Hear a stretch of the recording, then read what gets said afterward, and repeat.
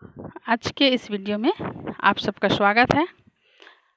आज हम इस वीडियो में कक्षा 12वीं राजनीति विज्ञान अभी जो सितंबर माह में सीजी बोर्ड के द्वारा असाइनमेंट दिया गया है उसके संदर्भ में हम चर्चा करेंगे। इस असाइनमेंट में पहला प्रश्न है, गुट निरपेक्ष आंदोलन अब अप्रासंगिक हो गया है। आप इस कथन के बारे में क्या सोचते हैं? अपने उत्तर के समर्थन में तर्क दीजिए। इसका उत्तर है, सबसे पहले हम गुट निरपेक्ष आंदोलन क्या है इसको जानते हैं। तो गुट निरपेक्ष आंदोलन ये द्वितीय विश्व युद्ध की समाप्ति के बाद इसका उदय होता है। द्वितीय विश्व युद्ध के बाद विश्व में वैसे दो गुट बनते हैं।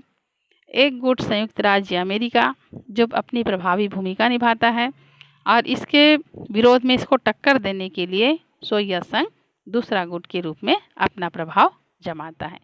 अमेरिका के गुट को पूंजीवादी गुट कहते हैं और सोवियत संघ के गुट को साम्यवादी गुट कहते हैं। तो इन दोनों गुटों का प्रभाव पूरे विश्व में दिखाई देता है। विश्व का हर देश इन दोनों में से किसी न किसी गुट में शामिल होता ही रहता है। द्वितीय विश्व युद्ध के बाद बहुत सारे देश स्वतंत्र होते हैं। इन देशों में भारत भी एक देश था। जैसे ही भारत स्वतंत्र होता है तो उसके सामने भी ये मजबूरी होती है कि या तो हम अमेरिका में शामिल हों या तो फिर रूस में शामिल हों। लेकिन भारत ने एक तीसरा विकल्प तैयार किया। भारत सहित कुछ और उनके सहयोगी देश थे, जैसे यूगोस्लाविया है, मिस्र है, घाना है, ये लोग, इंडोनेशिया, इन देश के लोग भी मिलके भारत के साथ काम करते हैं और एक नए नीति का निर्माण किया और उस नीति का नाम था गुट निरपेक्ष आंदोलन। इसको आंदोलन इसलिए कहा जाता है, कोई ये ऐसे धरना प्रदर्शन हड़ताल वाला आंदोलन नहीं है, लेकिन सभी लोगों को जोड़ने के लिए एक तरह से इन्होंने आंदोलन छेड़ रखा था कि जितने भी नवोदित राष्ट्र हैं वो हमारे गुट में आए, ये महाशक्तिशाली देशों के चंगुल से बच जाए, इसीलिए इसको आंदोलन का नाम दिया गया। अब इसको बनाने में भारत के प्रधानमंत्री पंडित जवाहरलाल नेहरू, मिस्र के शासक अब्दुल नासिर, इंडोनेशिया के राष्ट्रपति सुकर्नो आदि देशों ने मिलकर के, घाना भी था, इन सब देशों ने मिलकर के गुट निरपेक्ष आंदोलन को जन्म दिया। गुट निरपेक्ष आंदोलन का अर्थ ये होता है कि हम विश्व में जो महाशक्तिशाली दो गुट हैं इसमें शामिल नहीं रहते हुए अपनी एक अलग गुट निरपेक्षता की नीति बनाएंगे। लेकिन इसका मतलब ये नहीं होगा कि विश्व राजनीति से हम अपने आप को दूर कर लेंगे। जो सही है उसका साथ देंगे, गलत है उसका विरोध करेंगे। ये गुट निरपेक्षता का सच्ची अर्थ था। 1991 में सोवियत संघ का विघटन होता है। इसके पश्चात जो दो गुटी व्यवस्था थी वो लगभग समाप्त हो जाती है और अमेरिका एकमात्र शक्तिशाली देश विश्व में बच जाता है। कुछ लोगों का कहना ये था कि अब अमेरिका ही एकमात्र देश है तो गुट निरपेक्ष आंदोलन का कोई औचित्य नहीं रह जाता है, क्योंकि विश्व में केवल एक ही गुट बचा है। लेकिन हमारा मानना है कि गुट निरपेक्ष आंदोलन का महत्व आज भी प्रासंगिक है। इसके कई कारण हैं, जिसमें पहला कारण है गुट निरपेक्ष आंदोलन विकासशील देशों के सम्मान एवं प्रतिष्ठा को बनाए रखने के लिए आवश्यक है। जो सम्मान, जो प्रतिष्ठा विकासशील देशों को गुट निरपेक्ष आंदोलन ने दिया था, इसको बरकरार रखने के लिए आज भी ये जरूरी है। फिर विश्व में शांतिपूर्ण वातावरण बनाए रखने के लिए, निशस्त्रीकरण को प्रोत्साहन देने के लिए और मानव अधिकारों के लिए आज भी गुट निरपेक्ष आंदोलन प्रासंगिक है। फिर गुट निरपेक्ष आंदोलन के कारण ही नई अंतर्राष्ट्रीय अर्थव्यवस्था की स्थापना हुई।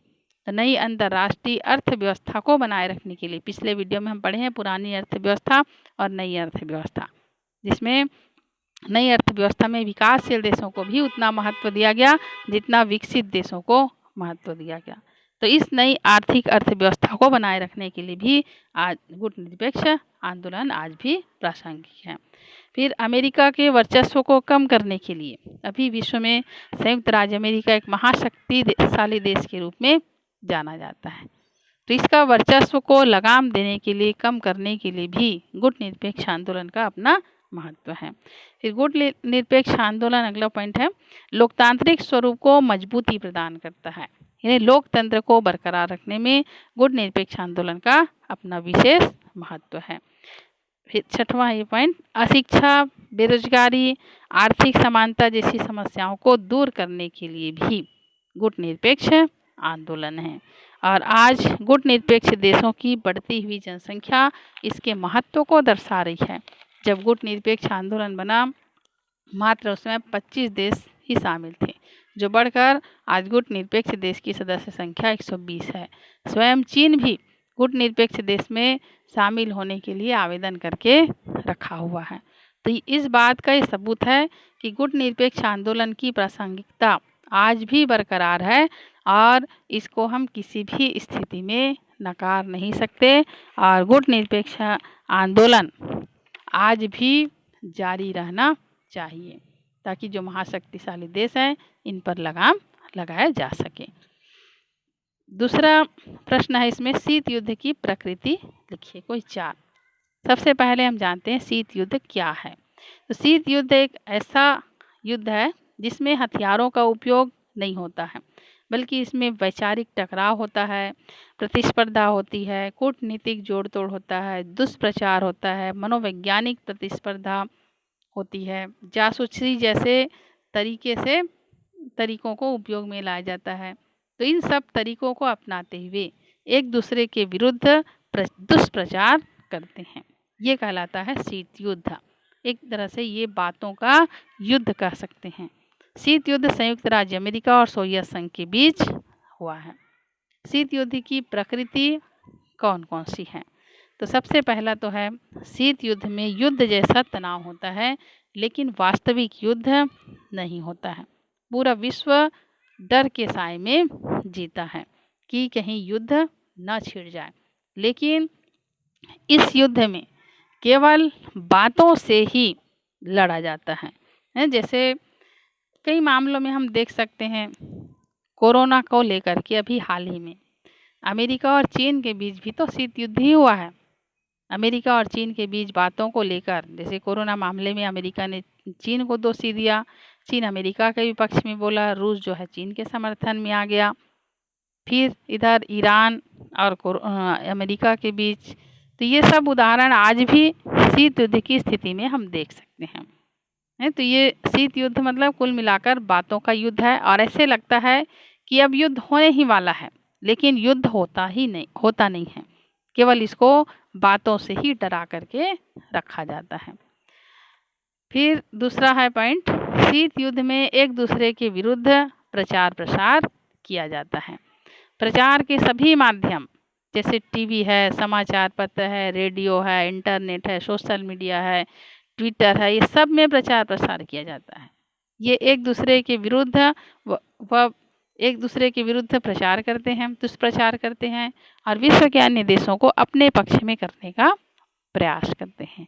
जैसे चीन और अमेरिका की लड़ाई अभी शीत युद्ध का ताज़ा उदाहरण है। भले ही शीत युद्ध अमेरिका और सोवियत संघ के बीच छिड़ा, लेकिन शीत युद्ध कई अन्य राज्यों के बीच भी हमको देखने को मिलता है, जैसे भारत और चीन के बीच, भारत पाकिस्तान के बीच, फिर चीन और अमेरिका के बीच, अमेरिका और उत्तर कोरिया के बीच, जो तानाशाह बादशाह है किम जोंग, इसका अमेरिका के साथ हमेशा शीत युद्ध होते रहता है।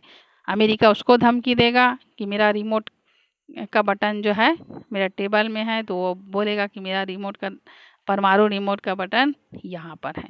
पूरा विश्व को ऐसे लगता है कि पता नहीं कब ये दोनों देश बटन दबा दे और पूरा विश्व जो है तबाह हो जाएगा। विश्व डर के साए में जीता है, लेकिन होता जाता कुछ नहीं है, केवल ये बातों से ही युद्ध लड़ते रहते हैं। ये शीत युद्ध है। फिर उसके बाद तीसरा है, शीत युद्ध मस्तिष्क से लड़ा जाने वाला युद्ध है। शीत युद्ध दिमाग से लड़ा जाता है, इसमें कोई सैनिक युद्ध में लड़ने के लिए नहीं आता है। शीत युद्ध शासक लोग लड़ते हैं, जो देश के मुखिया हैं वो लोग लड़ते हैं, दिमाग से लड़ा जाता है। शीत युद्ध में ऐसा दिमाग लगाया जाता है कि सामने वाला देश अलग थलग पड़ जाए, उसको विश्व में कोई अन्य देश सहायता ना करे। इसको विरोधी देशों को विश्व के हर मंच में अलग थलग रखने का प्रयास किया जाता है और दूसरे देश को अपने पक्ष में रखने का प्रयास किया जाता है। तो ये दिमाग से लड़ा जाने वाला युद्ध है। और चौथा और अंतिम है, यह वास्तविक युद्ध से अधिक भयानक होता है। शीत युद्ध वास्तविक युद्ध से अधिक भयानक होता है। वास्तविक युद्ध में क्या होता है, लड़ाई झगड़ा हुआ, उसके बाद समझौता हुआ, युद्ध खत्म। लेकिन शीत युद्ध पूरा सबका दिमाग फेर देता है। ये वास्तविक युद्ध से बहुत ज़्यादा भयानक रहता है। हर हमेशा मानसिक चिंता सताए रहती है, मानसिक डर बना रहता है। पूरा विश्व डर के साए में जीता है। इसमें बातों से ही ये युद्ध जो है लड़ा जाता है और एक देश दूसरे देश के ऊपर आरोप प्रत्यारोप जो है लगाते रहता है। यानी हर प्रकार का कुल मिलाकर के दुष्प्रचार किया जाता है। दो देश तो शीत युद्ध करते हैं, लेकिन इसका प्रभाव पूरे विश्व पर पड़ता है। विश्व के हर देशों की नज़र इन देशों पर टिकी रहती है कि पता नहीं इन दो देशों के बीच कब युद्ध छिड़ जाए। और यही चिंता के मारे ये साल 2 साल 4 साल निकल जाते हैं।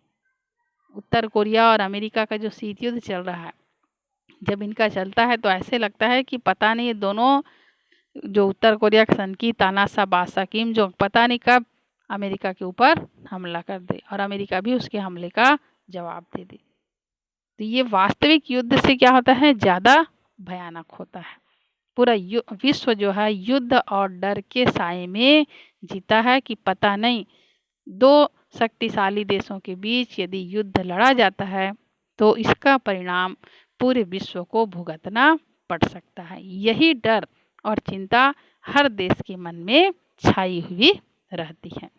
तो ये 4 शीत युद्ध की प्रकृति है और अगले वीडियो में हम और 3 प्रश्नों का उत्तर पढ़ेंगे। तब तक के लिए नमस्कार।